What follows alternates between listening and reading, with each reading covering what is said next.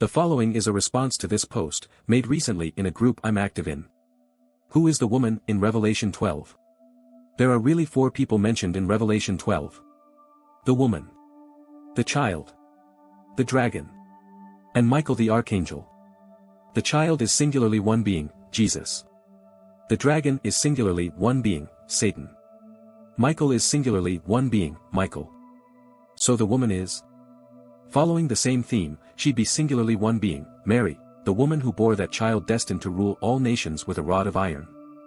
Moreover, we see her juxtaposed with the Ark of the Covenant at the very end of Revelation 11, the last verse that dovetails into Revelation 12 and the woman's revelation, clothed with the sun, with the moon under her feet and crowned with 12 stars.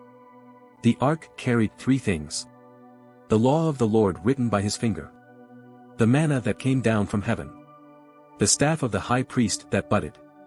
Mary, the mother of Christ, carried in her womb the fulfillment of those items. The fulfillment of the law incarnate. The true bread come down from heaven. The one true high priest. The early church fathers got this symbolism, heck. Luke documents Mary moving in Luke 1 through the hill country of Judea as being parallel to the movement of the ark in 2 Samuel 6. David was not willing to take the ark of the Lord into the city but instead sent it to the hill country of Judea, where it remained for 3 months, and so too Mary, in those days, went with haste into the hill country around Judea, and was there for 3 months. David exclaims, "How can it be that the ark of the Lord has come to me?" This parallels Elizabeth exclaiming, "How is it granted to me that the mother of my Lord should come to me?" David and all of the house of Israel brought up the ark of the Lord with shouting and trumpet, as Elizabeth proclaims in a loud cry, "Blessed are you among women and blessed is the fruit of your womb Jesus." As David danced for the ark of the covenant, so too the baby in Elizabeth's womb leapt for joy at the sound of Mary's voice.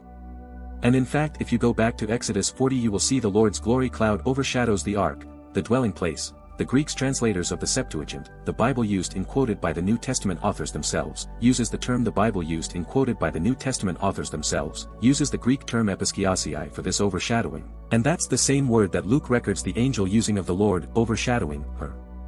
Now, that said, we know that some things in Revelation have multiple meanings, such as the 7 hills of Revelation 17 verses 9 to 10. This calls for a mind with wisdom. The 7 heads are 7 mountains on which the woman is seated, they are also 7 kings. And so that woman certainly can, and does, represent the fullness of Israel, because just as the child is the new Adam, so too that woman is the new Eve. Adam was the man, that's what Adam means in Hebrew, and in him all humanity was bound up. He was a perfect representation of man, being himself free from sin. And yet he fell, and through him fell all men. Christ is the new man, the new Adam, and in a beautiful parallel to the old Adam, out of whom was taken the woman, it was the new Adam who was taken out of the woman, and from whom his flesh was made. The early fathers saw that parallel, too. And thus we see that the first woman was called woman, and it was foretold in the first gospel, the proto-evangelium, of Genesis 3 verse 16 that God would put enmity between the woman and the serpent, and her seed, and that spawn of the snake. Biologically, men have the seed, so this foreshadows even the virgin birth.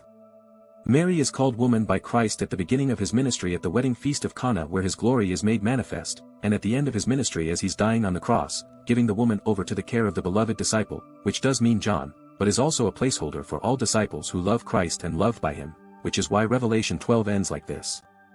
Then the dragon was angry with the woman, and went off to make war on the rest of her offspring, on those who keep the commandments of God and bear testimony to Jesus. As Eve is the mother of the living, Mary is the mother of the living in Christ. She is the proto-church, the first member of the church, the first Christian to accept Christ not only into her heart but her very womb. And this is why all generations call her blessed, and why, while no man was holier than St. John the Baptist by Jesus' own words, John was himself not worthy to loosen the straps of Jesus' sandals by his own admission, and yet it was Mary who taught him to tie those sandals, and wiped his holy butt for years. This is, incidentally, why you'll see icons of Mary holding Jesus with one sandal dangling.